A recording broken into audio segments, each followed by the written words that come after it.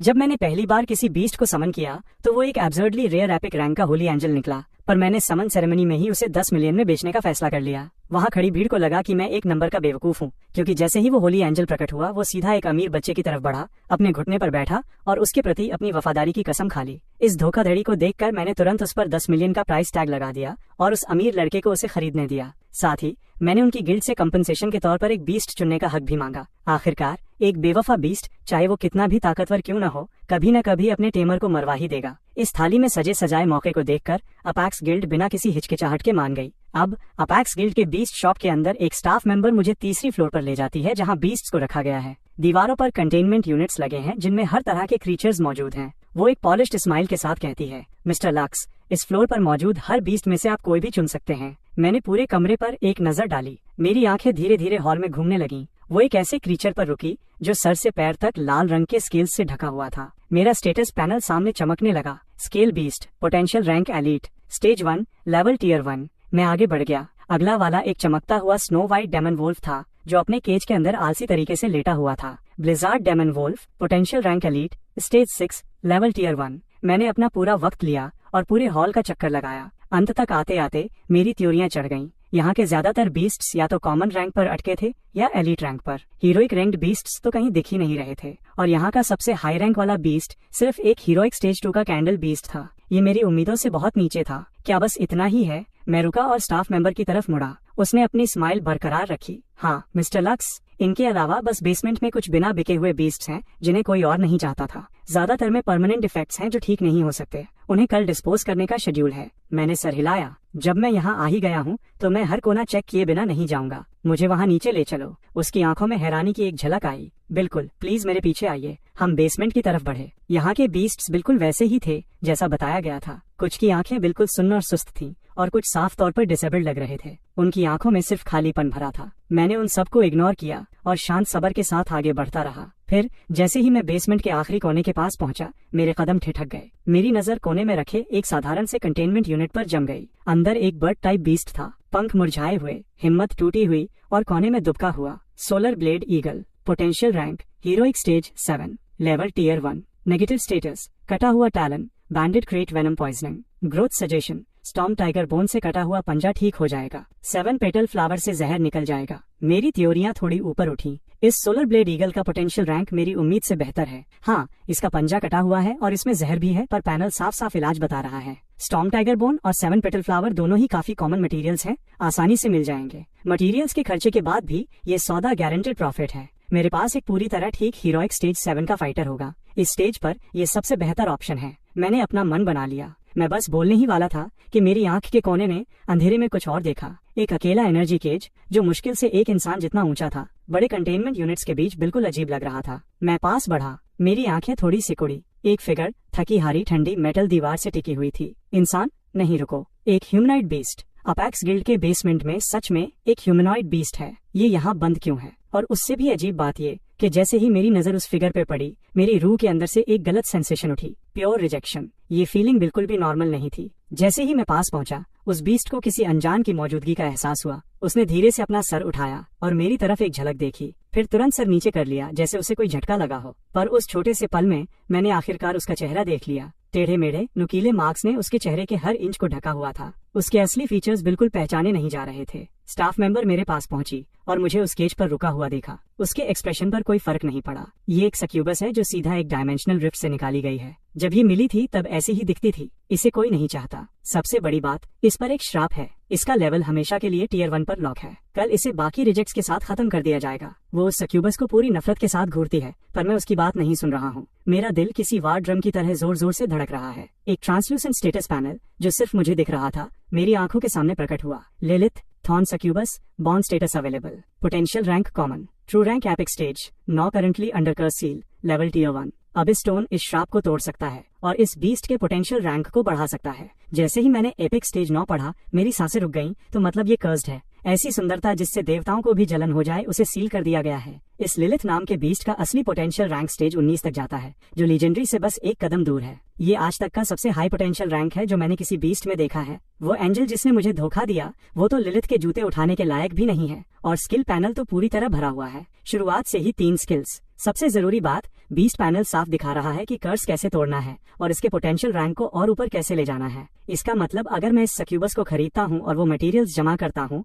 तो मेरे पास एक लीजेंडरी रैंक के बराबर की पावर हाउस होगी। सिर्फ ये सोचकर ही मेरी सांसें तेज हो गई हैं। ये वही है जिसे मैं ढूंढ रहा था, मेरी पार्टनर। मैं स्टाफ मेंबर की तरफ मुड़ा और कहा, मुझे ये सक्यूबस चाहिए, मैं इसे अभी ले जाऊंगा। केज के अंदर लिलिथ के कमजोर शरीर को एक झटका लगा। क्या ये मेरे बारे में बात कर रहा है? उसने तुरंत अपना सर उठाया और अपने सामने खड़े उस शांत और हैंडसम चेहरे को हैरानी से देखा। उसकी आंखें यकीन नहीं कर पा रही थी। जब से वो पैदा हुई थी दुनिया उसे हर तरफ से सिर्फ नफरत ही देती आ रही थी। वो सुन्न हो चुकी थी। उसने उम्मीद करना छोड़ दिया था कि कोई उसे कभी अपनाएगा, पर अब ये अनजान शख्स, ये नौजवान लड़का सीधा उसकी तरफ इशारा कर रहा है। वो उसके साथ बीस्ट बॉन्ड बनाने के लिए तैयार है। स्टाफ मेंबर की पॉलिश्ड स्माइल अब टूटने लगी थी। उसे लगा शायद उसने गलत सुना है। मिस्टर लक्स, क्या आप श्योर हैं? मिस्टर लक्स, क्या आप सच में ये सक्यूबस चाहते हैं? मेरा जवाब बिना एक सेकंड देरी के आता है। बिल्कुल, हमारे बॉन्ड बनाने के लिए एक प्राइवेट रूम का इंतजाम करो। अब उसकी आंखों में हैरानी और गहरी हो जाती है, पर उसकी प्रोफेशनलिज्म काम आती है। वो कोई और सवाल नहीं पूछती। इस तरफ आइए, कहकर वो मुड़ी और हमें आगे ले गई। लिलिथ उसके पीछे पीछे चली। उसका शरीर एकदम स्टिफ और मैकेनिकल लग रहा था। जैसे ही उसे केज से बाहर लाया गया, उसकी दुनिया जैसे कयोस में खो गई। जब तक वो एक शांत प्राइवेट रूम में नहीं पहुंचे और स्टाफ मेंबर ने उसके रेस्टोरेंट्स नहीं हटाए, तब तक वो होश में नहीं आई। वो अपने सामने खड़े नौजवान लड़के को खाली नजरों से घूरती रही। मुझ पर मेरे पैदा होने के दिन से ही एक श्राप है, मैं अपना लेवल तक नहीं बढ़ा सकती। लिलिथ ने खुद को बोलने पर मजबूर किया। उसकी आवाज डर और तकलीफ से भरी हुई थी। आपने मुझे चुना है, पर मैं आपके लिए लड़ नहीं सकती। मैं आपको कोई शोहरत नहीं दिला सकती। उसकी आवाज ने मुझे हैरान कर दिया। मैंने कभी नहीं सोचा था कि इतने खराब चेहरे वाले बीस्ट की आवाज ऐसी होगी, सॉफ्ट, हॉन्टिंग और ऐसी जिसे इग्नोर करना नामुमकिन हो। मुझे पता है तुम्हारा कर्ज कैसे तोड़ना है। क्या तुम मेरे साथ बॉन्ड बनाओगी? कर्ज तोड़ना? लिलिथ का दिल ऐसे भिंच गया जैसे किसी अनजान हाथ ने उसे पकड़ लिया हो। जिस पल आपने मुझे चुना, तभी से मेरी जिंदगी आपकी हो चुकी है। लिलिथ की आवाज मुश्किल से एक विस्पर थी, पर उसमें एक पक्का इरादा था। मैंने कुछ नहीं कहा। मेरी उंगली पर एक हल्की रोशनी जमा हुई। मैंने उसे धीरे से लिलिथ के माथे पर प्रेस किया। रोशनी चमकती है। एक पुराना बॉन्ड सर्कल उन दोनों के नीचे उभर कर आता है। इक्वल बॉन्ड बन गया। मैंने तुरंत बाहर खड़ी स्टाफ मेंबर को बुलाया। मुझे कुछ मटेरियल्स खरीदने हैं। एक feather of eternal night, 5 fangs of the inferno और 2 अबिस स्टोन्स। स्टाफ मेंबर का चेहरा लिलिथ को चुनने के वक्त से भी ज्यादा पीला पड़ गया। ये तीनों चीजें बेहिसाब रेयर और महंगी हैं, खासकर अबिस स्टोन्स। वो दुनिया के सबसे रेयर हाई ग्रेड मटेरियल्स में से एक हैं। मिस्टर लक्स, इन सब की टोटल वैल्यू। इससे पहले कि वो बात खत्म करता, मैंने अपना ओमनी टर्मिनल कार्ड उसकी तरफ सरका दिया। 30 मिलियन में काम हो जाना चाहिए। वो कार्ड पर दिखाए गए बैलेंस को देखकर जम गया। ये तो बहुत ज्यादा है मिस्टर लक्स, प्लीज हमें थोड़ा वक्त दीजिए, मैं अभी सब तैयार करवाती हूँ। उसका टोन बदल गया। वो पहले से कहीं ज्यादा रिस्पेक्टफुल हो गई। जल्द ही डार्क एनर्जी निकालने वाली 3 चीजें ध्यान से प्राइवेट रूम में लाई गईं। अब वहाँ सिर्फ हम दोनों थे, मैं और लिलिथ। जैसा मैं कहता हूँ वैसा करो। पहले इस फेदर को अब्सॉर्ब करो। मेरी आवाज शांत और स्टेडी थी। इससे लिलिथ को एक सुकून भरा कॉन्फिडेंस मिला। उसने मेरी आंखों में देखा और सर हिलाया, फिर अपने कपकपाते हाथों से फेदर ऑफ इटर्नल नाइट की तरफ बढ़ी। जैसे ही उसने उसे छुआ, वो काली रोशनी की एक लहर बनकर उसके शरीर में समा गया। इसके बाद फेंग्स ऑफ द इन्फर्नो और फिर 2 अबिस स्टोन्स की बारी आई। जैसे ही लिलिथ ने आखिरी स्टोन को अपनी मुट्ठी में बंद किया, सब कुछ बदल गया। लिलिथ के बीच से एनर्जी की एक भयानक शॉकवेव बाहर की तरफ निकली। उस ताकत ने मुझे कदम दर कदम पीछे धकेला, जब तक मेरी पीठ ठंडी दीवार से नहीं टकरा गई। मैंने अपनी नजरें कमरे के बीच पर जमाए रखी। लिलिथ के शरीर से पर्पल ब्लैक धागे निकलने लगे, बिल्कुल वाइल्ड और कभी न खत्म होने वाले। वो एक दूसरे के ऊपर लपेटे गए जब तक उन्होंने एक विशाल डार्क कोकून नहीं बना लिया, जिसने उसे पूरा निगल लिया। पूरा कमरा ठंडी और दम घुटने वाली डार्क एनर्जी से भर गया। मैं उस कोकून को घूरता रहा। ये कहना कि मैं नर्वस नहीं हूँ एक झूठ होगा, पर पैनल के हिसाब से इस प्रोसेस से न सिर्फ लिलिथ का कर्ज टूटना चाहिए, बल्कि उसके पोटेंशियल रैंक को भी उसके पीक पर पहुंचकर उसे और आगे धकेलना चाहिए। ये मेरी जिंदगी का सबसे बड़ा गैम्बल है। अगर ये काम कर गया तो मेरे पास लिमिटलेस पोटेंशियल वाला बीस्ट होगा। वक्त गुजरता गया। फिर अचानक कमरे में भरी वायलेट एनर्जी वापस खींची और तेजी से कोकून के अंदर चली गई। एक तीखी क्रैक की आवाज आई और कोकून के हर छेद से एक चमकती हुई सुनहरी रोशनी निकलने लगी। उसने कमरे के अंधेरे को एक पल में चीर दिया। मैंने एक गहरी सांस ली। Golden legendary rank. जैसे जैसे क्रैक्स बढ़ते गए, हर कोने से चमकता सोना निकलने लगा, जिसने प्राइवेट रूम को एक दूसरे सूरज की तरह भर दिया। फिर एक साथ वो कोकून फट गया। बेहिसाब पर्पल ब्लैक टुकड़े हर दिशा में बिखरे, पर हवा में ही एनर्जी के पार्टिकल्स बनकर घुल गए। वो सुनहरी रोशनी ज्यादा देर नहीं टिकी। वो उतनी ही तेजी से पीछे हटी और उसकी जगह एक गहरी, डार्क और पहले से ज्यादा पावरफुल पर्पल ब्लैक ऑरा ने ले ली। एक इनविजिबल एनर्जी पल्स सीधा छत को चीरते हुए ऊपर खाली आसमान में गायब हो गई। उसी वक्त सिटी हॉल बिल्डिंग की छत पर मेयर ब्लेज अपने बड़े डेस्क के पीछे बैठे पूरे शहर के हाई स्कूल्स के समनिंग सेरेमनी रिजल्ट्स देख रहे थे। अगले ही सेकंड वो झट से खड़े हो गए। वो वॉक करके फ्लोर टू सीलिंग विंडो तक गए और अपनी तीखी नजर ईस्टर्न डिस्ट्रिक्ट पर टिका दी। बस अभी उन्होंने एक पल के लिए एक ऐसी खौफनाक एनर्जी की लहर महसूस की थी जो समंदर जितनी गहरी थी, जिससे उनका मन बेचैन हो गया। कोई अंदर आओ। उनकी आवाज एक धीमी पर तीखी कमांड थी। ऑफिस का दरवाजा तुरंत खुला। यूनिफॉर्म में एक शार्प दिखने वाला आदमी अंदर आया। आपके orders mayor? City guard bureau को तुरंत अलर्ट करो। मेयर ब्लेस का टोन लोहे जैसा सख्त था। ईस्टर्न डिस्ट्रिक्ट पर कड़ी नजर रखो। किसी भी अजीब चीज की जांच करो, खासकर डायमेंशनल रिफ्ट खुलने का कोई भी निशान। सबॉर्डिनेट ने तुरंत हुक्म माना और तेजी से बाहर निकल गया।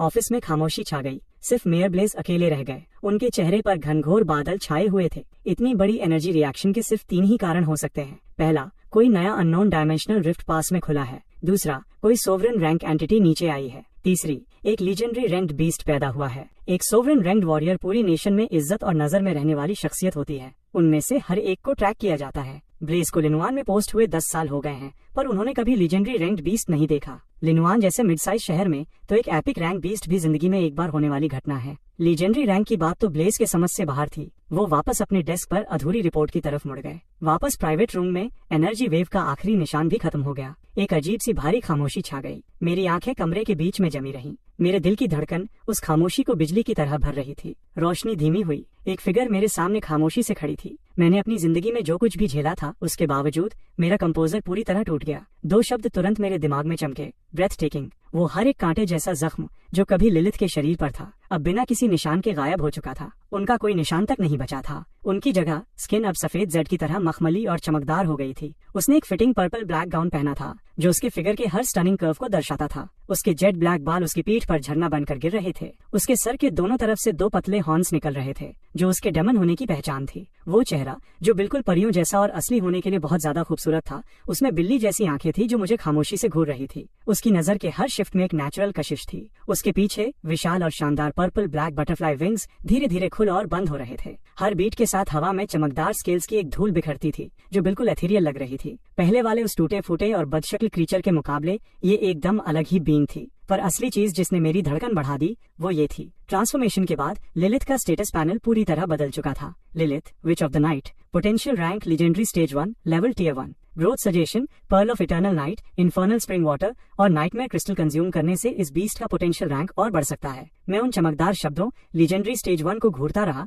और धीरे से सांस छोड़ी। लगभग 30 मिलियन दांव पर लगे थे और मुझे एक लीजेंडरी रैंक बीस्ट मिला। बिल्कुल जैकपॉट। जब मैं हैरानी में उस पैनल को देख ही रहा था, तभी लिलिथ हिली। वो खामोशी से तैरते हुए मेरे बिल्कुल सामने आ खड़ी हुई। एक हल्की घोंसले खुशबू मुझ तक पहुंची। उन होश उड़ा देने वाली आंखों ने मेरी नजर को ऐसी शिद्दत से पकड़ा जैसे वो मेरी तस्वीर अपनी रूह की गहराइयों में उतार लेना चाहती हूँ। फिर उसने जेड जैसी सफेद उंगली उठाई और उसे धीरे से अपने माथे पर प्रेस किया। उसके उंगलियों के बीच एक अजीब सी पर्पल रेड एनर्जी का धागा दिखा। इससे पहले कि मैं समझ पाता वो क्या कर रही है, लिलिथ ने उसे धीरे से मेरे माथे पर प्रेस कर दिया। एक पल में मुझे एक एहसास हुआ, वन साइडेड, जिसे नकारा नहीं जा सकता, एब्सोल्यूट और टोटल कंट्रोल। सिर्फ एक सोच से मैं लिलिथ की जिंदगी या मौत का फैसला कर सकता हूँ। मेरा दिल धक से रह गया। मैंने झट से पैनल देखा। स्टेटस बार में वो इक्वल बॉन्ड जो मैंने लिलिथ के साथ बनाया था, वो खामोशी से एक स्लेव बॉन्ड बन चुका था। शौक मुझे एक लहर की तरह लगा। मुझे कोई अंदाजा नहीं था कि उसने ऐसा क्यों किया। लिलिथ ने तुरंत कुछ एक्सप्लेन नहीं किया। वो आगे बढ़ी और खुद को मेरी बाहों में गिरा दिया।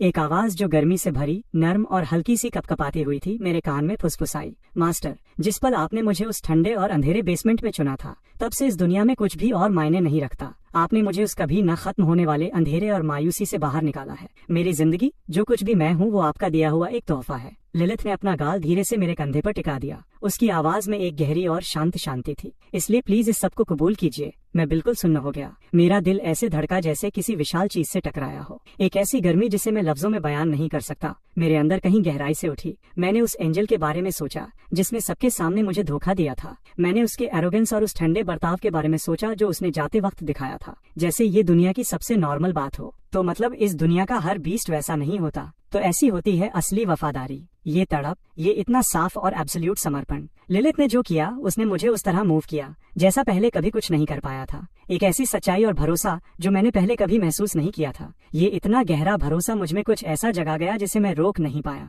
मैंने धीरे से अपना हाथ उठाया और लिलिथ की पीठ पर रखा। उसने इसे महसूस किया। उसने मुझे थोड़ा और कसके पकड़ लिया। मास्टर, आज के बाद से मैं आपके रास्ते के हर कांटे को काट फेंकूंगी। मैं आपके सामने से हर रुकावट को साफ कर दूंगी। मैंने अपनी बाहों में उस स्टनिंग चेहरे को नीचे देखा और मेरे चेहरे पर एक असली स्माइल आ गई। वेलकम लिलिथ, मेरी पहली पार्टनर। जब मैं लिलिथ के साथ अपर फ्लोर से बाहर निकला तो पूरे हॉल में सन्नाटा छा गया। हर एक नजर, स्टाफ और कस्टमर्स सब अपने आप लिलिथ की तरफ खिंच गए। उनके चेहरे हैरानी और शौक से भर गए। ओ भाई, ये कौन है? क्या ये इसका बीस्ट है? ये तो अनरियल है। वो स्टाफ मेंबर जिसने पहले मुझे अटेंड किया था वहाँ खड़ी पूरी तरह फ्रीज हो गई थी। वो मेरे पीछे चलती उस होश उड़ा देने वाली फिगर को देख रही थी। उसका दिमाग खाली हो गया था। वो तो बेसमेंट की वो घिनौनी और टूटी फूटी सक्यूबस थी। ये कैसे मुमकिन है? पर सच उसके बिल्कुल सामने था। उसके पास यकीन करने के अलावा कोई चारा नहीं था। इस वक्त वो बस एक ऐसी स्माइल दे पाई जो किसी फ्यूनरल मास्क से भी ज्यादा स्टिफ थी। वो फिर भी जल्दी से पास आई। मिस्टर लक्स, आपका पेपर वर्क पूरा हो गया है। आप जब चाहें जा सकते हैं। मैंने सर हिलाया। मैंने सीढ़ियों की परवाह नहीं की। मैं लिलिथ के साथ सीधा गिल्ड से बाहर निकल गया। मेरे दरवाजे से गायब होने के बाद ही वो स्टाफ मेंबर होश में आई। वो अपने टर्मिनल की तरफ भागी और जितनी तेजी से हो सके चेयरमैन सॉन्ग को डायल किया। चेयरमैन, कुछ हो गया है। शहर के दूसरी तरफ सॉन्ग फैमिली के एस्टेट में विक्टर सॉन्ग स्टाफ मेंबर की रिपोर्ट सुनते हैं। उनकी थ्योरियां थोड़ी सिकुड़ती हैं। तुम कह रही हो कि सक्यूबस का रूप वापस आ गया है? बिना किसी शक के मैंने अपनी आंखों से देखा है। वो उस एंजल से भी ज्यादा खूबसूरत है जो आप लेकर आए हैं। विक्टर सॉन्ग की आंखों में हैरानी की एक झलक आई। फिर उनका माथा धीरे से रिलैक्स हुआ। तो उसका रूप वापस आ गया? तो क्या हुआ? कॉमन पोटेंशियल रैंक, एक ऐसा लेवल जो कभी बढ़ ही नहीं सकता। सिर्फ दिखावा है, दम नहीं। अभी भी कचरा ही है। उन्होंने कॉल काट दिया और उस एंजल की तरफ देखा जो मजबूत बनने के लिए मटेरियल्स अब्सॉर्ब कर रही थी। उन्होंने ये बात एक मजाक की तरह शेयर की और जैन ने एक स्नीयर के साथ सुना। रुको, उस गरीब ने हमारी गिल्ड के सारे एलीट और हीरोइक बीस्ट्स को छोड़कर एक रिजेक्ट को चुना। टिपिकल गवार। वो मुस्कुरा दिया। अच्छा हुआ कि तुम मेरे पास आ गई। उस लूजर पर एक एपिक रैंक बीस्ट बर्बाद करना शर्म की बात होती। उसके पास वो एंजल जिसका नाम जैन ने अब फ्रॉस्ट रखा था, ये सारी बातें सुनती है और अपने हमेशा वाले ठंडे और अलग टोन में बोलती है। जो भी दिखावे को अपने फैसले पर हावी होने देता है वो कभी सच में ताकतवर नहीं बन सकता। उसने अपनी थोड़ी थोड़ी ऊपर उठाई। उसकी ठंडी नीली आंखों में अपने पुराने टेमर के लिए गहरी नफरत थी। तो लक्स नाम का वो इंसान बिल्कुल वैसा ही शैलो बेवकूफ है जो एक सक्यूबस के चक्कर में आ गया। अच्छा हुआ मैंने उसके साथ बॉन्ड नहीं बनाया। ऐसे मास्टर के साथ रहना एक एंजल होने की पवित्र शान पर धब्बा होता। विक्टर सॉन्ग अपने बेटे और उस एंजल को देखते हैं और एक सेटिस्फाइड सर हिलाते हैं। अब ये हुई ना वो विजन और कंपोजर जो मेरे बेटे में होनी चाहिए। फिर उनका टोन सीरियस हो जाता है। नेशनल बीस्ट एग्जाम एक हफ्ते बाद है। अब ज्यादा दूर नहीं है। ये तुम्हारे लिए अपना नाम बनाने का सबसे बड़ा मौका है। अगले कुछ दिनों के लिए फ्रॉस्ट को नॉविस रेल्म में ले जाओ और वहाँ जमकर ग्राइंड करो। एग्जाम से पहले उसका लेवल अप कर लो। तुम्हारे पास एक एपिक रैंक बीस्ट है। नॉविस रेल्म लीडर बोर्ड की टॉप स्पॉट तुम्हारी ही होनी चाहिए। जैन मुस्कुरा दिया, पूरा कॉन्फिडेंट और क्रूअल। चिंता मत कीजिए, मैं सबको दिखा दूंगा कि लिनवान का असली टॉप टैलेंट कौन है। जब तक एक इंसान और एक बीस्ट गिल्ड से बाहर निकले तब तक आसमान शाम की लाली में डूब चुका था। मैं लिलिथ के साथ पैदल घर की तरफ चलने लगा। मेरा घर एक पुराने रेजिडेंशियल ब्लॉक में है, छोटा पर साफ सुथरा, बस थोड़ा खाली सा। 3 साल पहले मेरे पेरेंट्स एक डायमेंशनल रिफ्ट एक्सप्लोर करने के मिशन पर गए थे और वहाँ उनकी मौत हो गई। उन्होंने मुझे और मेरी बहन रेन को एक दूसरे का ख्याल रखने के लिए छोड़ दिया। अब रेन दूर कैपिटल में पढ़ाई कर रही है और इस घर में अब सिर्फ मैं हूँ। मैंने दरवाजा धक्का देकर खोला। वही पुरानी खामोशी मुझसे टकराई। जहाँ दिल करे बैठ जाओ, अब ये तुम्हारा ही घर है। लिलिथ हिली नहीं। वो एंट्रीवे में खामोशी से खड़ी रही। उसकी आंखें साधारण से फर्नीचर पर घूमने लगी और आखिरकार मेरी पीठ पर टिक गईं। घर, ये शब्द उसके लिए बिल्कुल अनजान था। अंधेरे में पैदा होने से लेकर केज में बंद रहने तक उसने कभी नहीं जाना था कि किसी जगह से जुड़ना क्या होता है, जब तक ये नौजवान लड़का नहीं मिला। एक सिंपल डिनर के बाद मेरा ओमनी टर्मिनल अचानक जल उठा। स्क्रीन पर रेन का नाम फ्लैश हो रहा था। मैंने उठाया। लिविंग रूम के बीच में एक चमकती हुई होलोग्राफिक प्रोजेक्शन प्रकट हुई। हे, कैसा रहा? समनिंग सेरेमनी खत्म हो गई। तुम्हारे पहले बीस्ट का पोटेंशियल रैंक क्या है? मुझे दिखाओ, जल्दी करो। दूसरी तरफ रेन मुझसे भी ज्यादा एक्साइटेड थी और एक के बाद एक सवालों की बारिश कर रही थी। मैं मुस्कुरा दिया और थोड़ा मुड़ा, कैमरा लिलिथ की तरफ घुमाते हुए जो सोफा पर शांति से बैठी थी। जैसे ही रेन ने लिलिथ को देखा उसकी आंखें फटी की फटी रह गईं। एक ह्यूमनॉइड बीस्ट। लक्स, तुम्हारी किस्मत तो एकदम इंसान है। ये कितनी स्टनिंग है। लिलिथ ने ये तारीफ सुनी और सिर्फ एक तमीज भरे शांत सर हिलाने के साथ उसका शुक्रिया किया। उसकी आंखें तुरंत वापस मुझ पर टिक गईं। रेन को इसका बुरा नहीं लगा। वो बस अपने भाई के लिए सच में बहुत खुश थी। ये तो बहुत बढ़िया है। एक ह्यूमनॉइड बीस्ट तुम्हारे साथ है तो एग्जाम में तुम्हारा सच में अच्छा चांस है। फिर उसका टोन सीरियस हो गया। ओह, नॉविस रेल्म कल खुल रहा है, उसे मिस मत करना। नॉविस रेल्म शहर की गार्ड और मिलिट्री ने मिलकर एक ट्रेनिंग ग्राउंड बनाया है। उसके अंदर के अबिस क्रीचर्स ज्यादा से ज्यादा टियर 9 तक होते हैं। नए बीस्ट टेमर्स के लिए जल्दी लेवल अप करने की ये सबसे अच्छी जगह है। मैं खामोशी से सुनता रहा। मेरा दिमाग पहले ही सोचने लगा था। इस दुनिया का लेवल सिस्टम 9 टीयर्स तक चलता है। अभी अभी अपना पहला बीस्ट बॉन्ड बनाने के बाद मैं टीयर 1 के पास भी नहीं हूँ, एकदम बिगिनर। तो खुद को जितनी तेजी से हो सके बढ़ाना ही अभी सबसे जरूरी बात है ना? नॉविस रेल्म साल में सिर्फ 3 दिनों के लिए खुलता है। लीडर बोर्ड में हाई रैंक होने से तुम्हारा एग्जाम स्कोर भी बढ़ेगा, पर जब तुम वहाँ क्रीचर्स को मार रहे होगे और पॉइंट्स जमा कर रहे होगे तो सेफ रहना। सुना तुमने? मैंने उसकी प्रोजेक्शन वाली आंखों में चिंता देखी और मजबूती से सर हिलाया। मुझे ये सब पता है, चिंता मत करो रेन, मैं सब संभाल लूंगा। हमने कुछ और मिनट बात की और फिर कॉल खत्म कर दिया। अगली सुबह